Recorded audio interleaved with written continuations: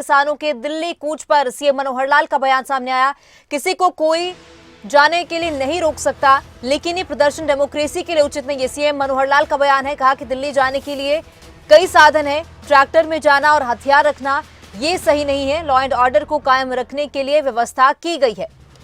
तो किसानों के दिल्ली कूच को लेकर मुख्यमंत्री मनोहर लाल का बयान सामने आया। कहा कि ये प्रदर्शन डेमोक्रेसी के लिए उचित नहीं है। उन्होंने कहा कि लॉ एंड ऑर्डर को कायम रखने के लिए पूरी व्यवस्था की गई है। दिल्ली जाने के कई साधन हैं, लेकिन ट्रैक्टरों पर जाना और हथियारों को रखना गलत है। जाने के लिए कोई किसी को रोकता नहीं है, लेकिन जिस प्रकार के प्रदर्शन और जिस प्रकार के आह्वान वो लोग करते हैं वो कहीं भी डेमोक्रेसी में उचित नहीं है। आखिर पिछली बार हमने देखा है तो जाने के लिए बसें बहुत है, जाने के लिए ट्रेन बहुत है, जाने के लिए अपने साधन बहुत है, लेकिन हम ट्रैक्टर लेकर के जाएंगे और ट्रैक्टर को भी हम आगे कोई ना कोई उनके साथ हथियार बांध के लेकर के जाएंगे। हमको रोकेगा तो हम रुकेंगे नहीं। लॉ एंड ऑर्डर की स्थिति को मेंटेन करने के लिए व्यवस्थाएं करनी पड़ती हैं और इसलिए जैसा हमारा पिछला अनुभव है आपको पता ही है, इस प्रकार का काम, किसी प्रकार का प्रदर्शन डेमोक्रेसी में जो तय मानक है उसके हिसाब से करना चाहिए, जो तय मानक नहीं है उसके हिसाब से नहीं करना चाहिए।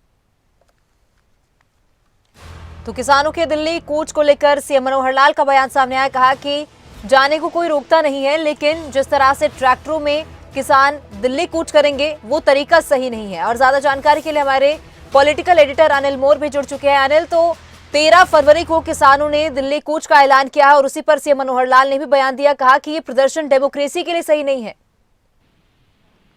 बिल्कुल, देखिए मुख्यमंत्री मनोहर लाल की तरफ से यही कहना था कि लोकतंत्र में जो भी अगर किसी को प्रदर्शन करना है, प्रदर्शन करने की मनाही नहीं है, लेकिन लोकतंत्र के कुछ मानक होते हैं, एक दायरा होता है। अगर किसी को कोई प्रदर्शन करना है तो उस मानकों के तहत उस दायरे में प्रदर्शन करना चाहिए।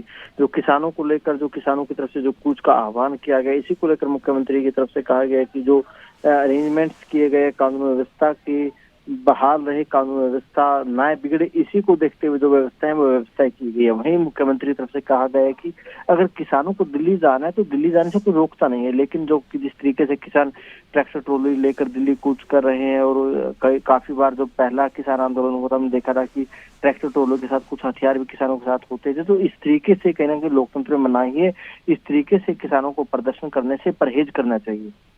जी अनिल, बहुत शुक्रिया तमाम जानकारी के लिए। और सीएम मनोहर लाल ने क्या कुछ कहा है किसानों के प्रदर्शन को लेकर, एक बार फिर से सुनिए।